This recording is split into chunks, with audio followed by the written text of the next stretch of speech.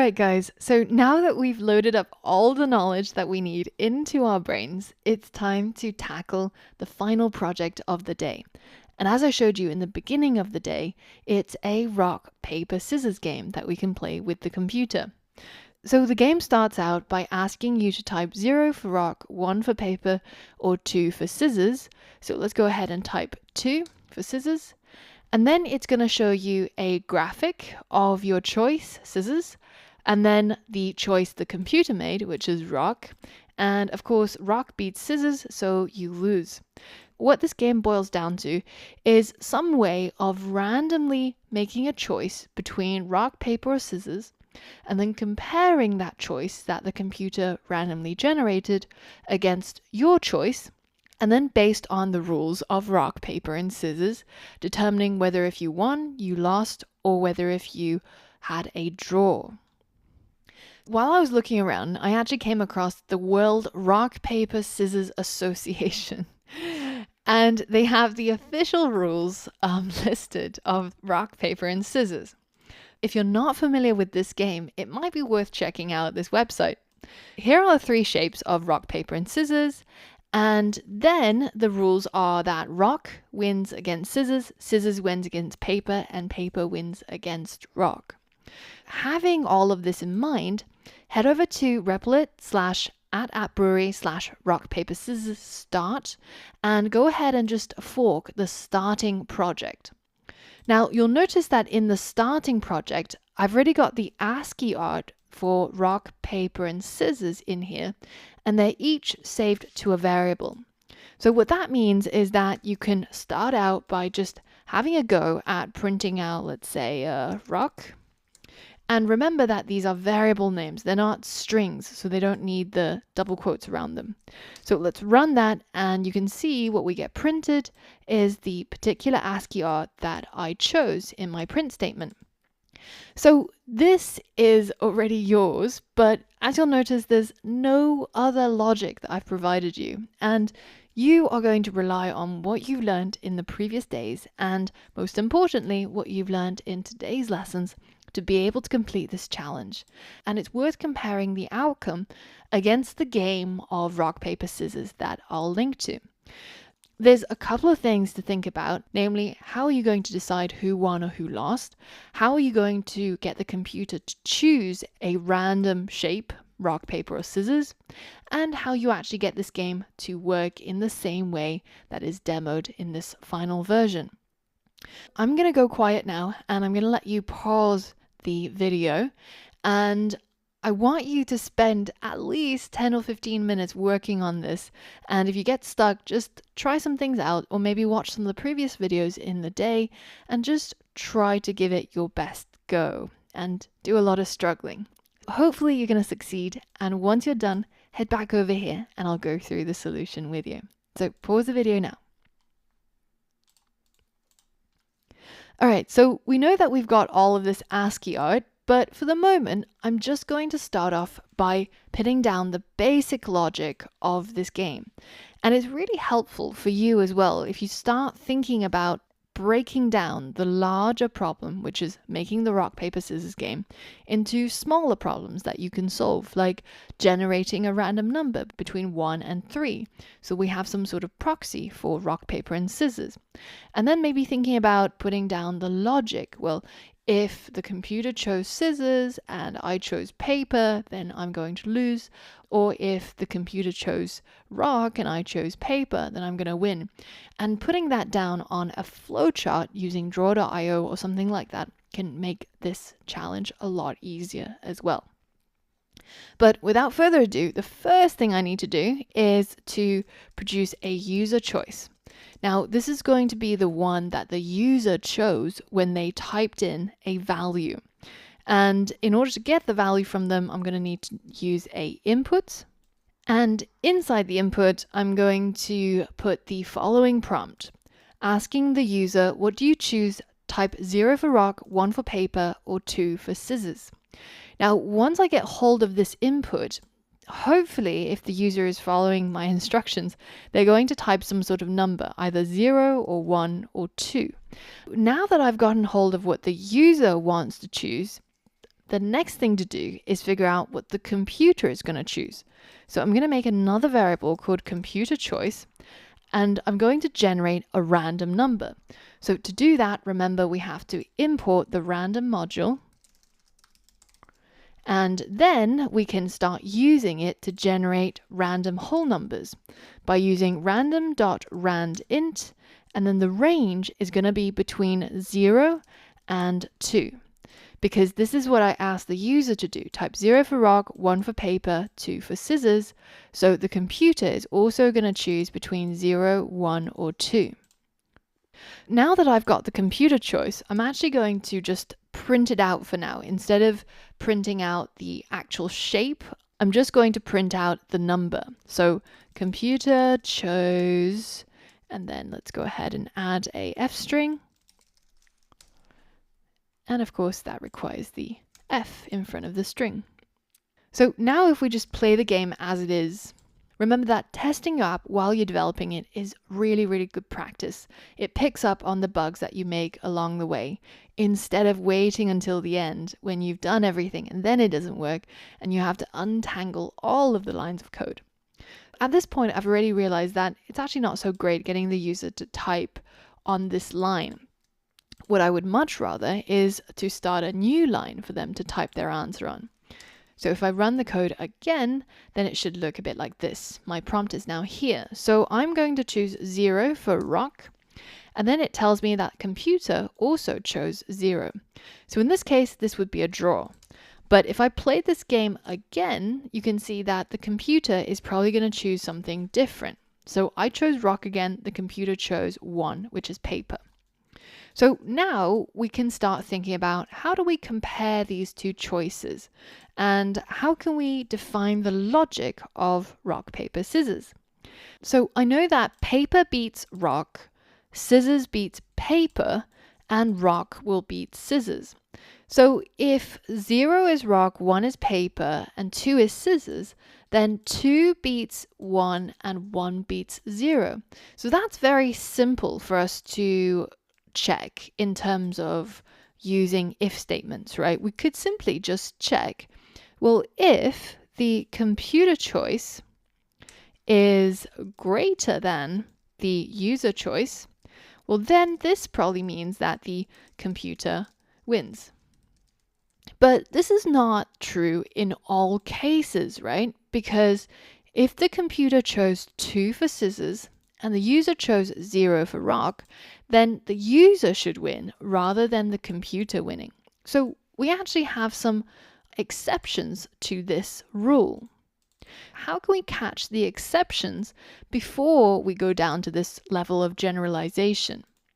Well, we could, instead of using this as an if, we use this as an elif, and we create another if statement which says, well, if the user choice is equal to 0, so if the user chose rock and the computer choice was 2, well, then this means that in this case, the user actually wins. Now, if we're thinking from the perspective of the user when they're playing this game, then they don't really care if the computer won or the user won. They want to know, did they win or did they lose? So let's change this wording a little bit. We'll say, instead of user wins, we'll say you win.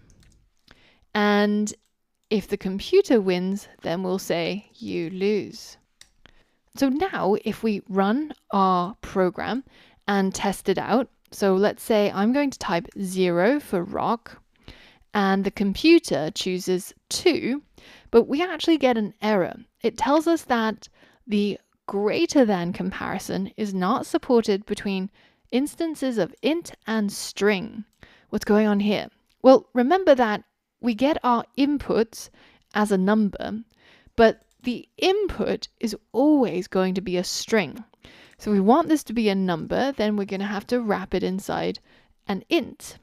So now we turn it into a whole number.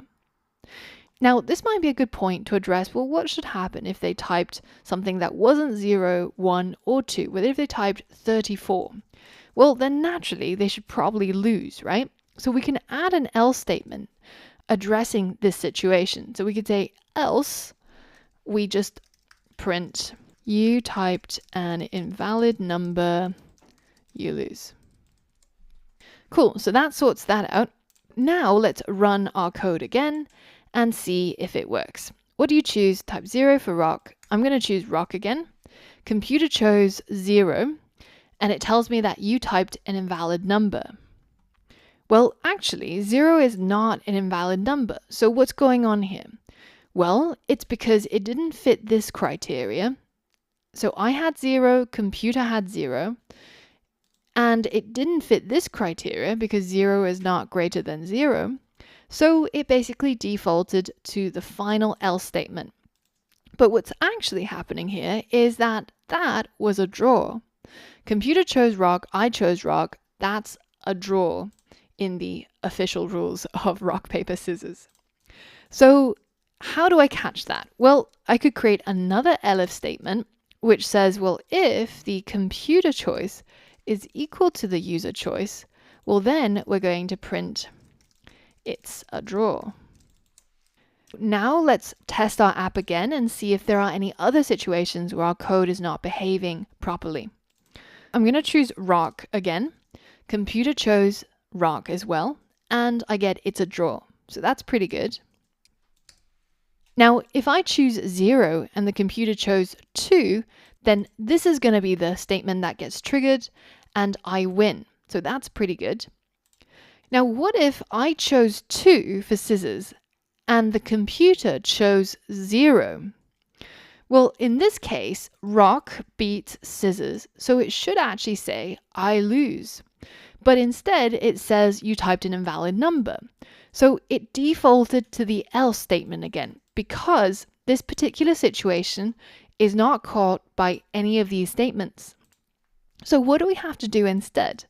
Well, we actually need another elif to say, well, if the computer choice was equal to 0 and the user choice was equal to 2, well, this means that rock beats scissors, so I lose, and the computer wins. Now, the final one that we need to catch is this case. If I type 1 for paper and computer chooses 0 for rock, it again defaults to the else statement. Whereas in fact, in this case, it should tell me that I won.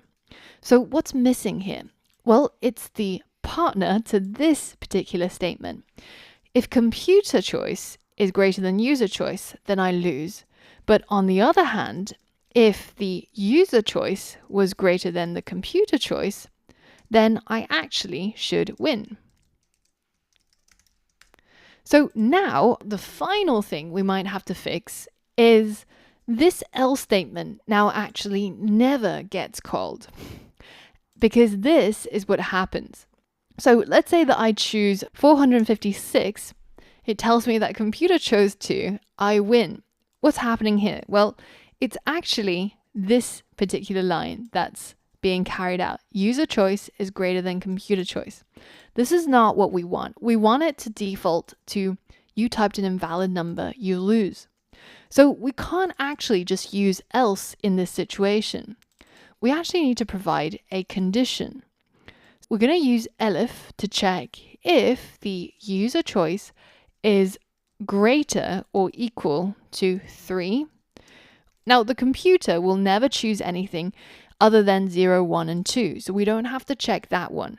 But the user could choose something above 3 or below 0. So we can use an or statement to catch this. Or if the user choice is less than 0, well, in this case, you typed an invalid number, you lose. But that's not all that we have to do.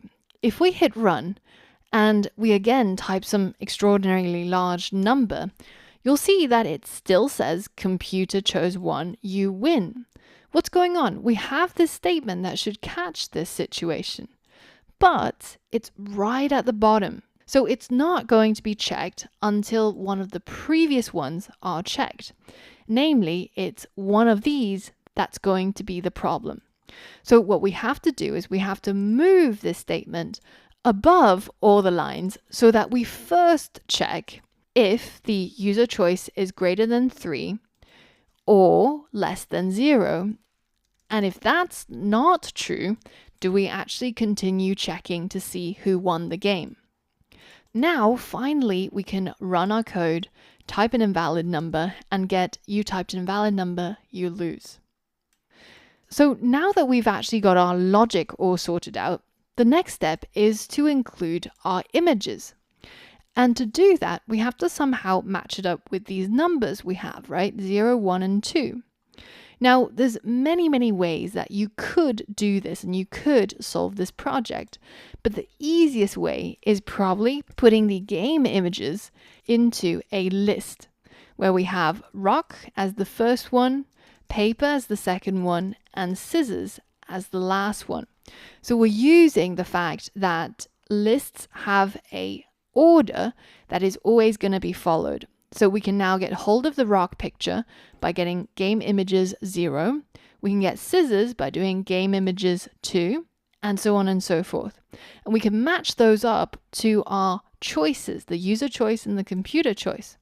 So when the user chooses a number, then we're going to print from the game images, and we're going to use our little square brackets to select the image we want from this list. And the one that we want is going to be based on the user's choice, right? 0 for rock, 1 for paper, 2 for scissors. So we're going to put user choice as the index to pick out an image from game images. Now, down here for the computer choice, instead of printing the number that the computer chose, I'm going to delete that and add a little colon. So that way it's going to show computer chose, and then I'm going to print the image of the choice that the computer made. So I'm going to add another print statement. I'm going to tap into the game images, and then inside some square brackets, I'm going to use the computer choice, which is going to be between 0, 1, and 2, as the index to pick out the corresponding image from my list game images. So now we're finally ready to run our code, and I'm going to choose 0 for rock, and the computer chose paper. So paper beats rock, I lose. Let's try this again. I'm going to choose scissors, and computer chose scissors, it's a draw.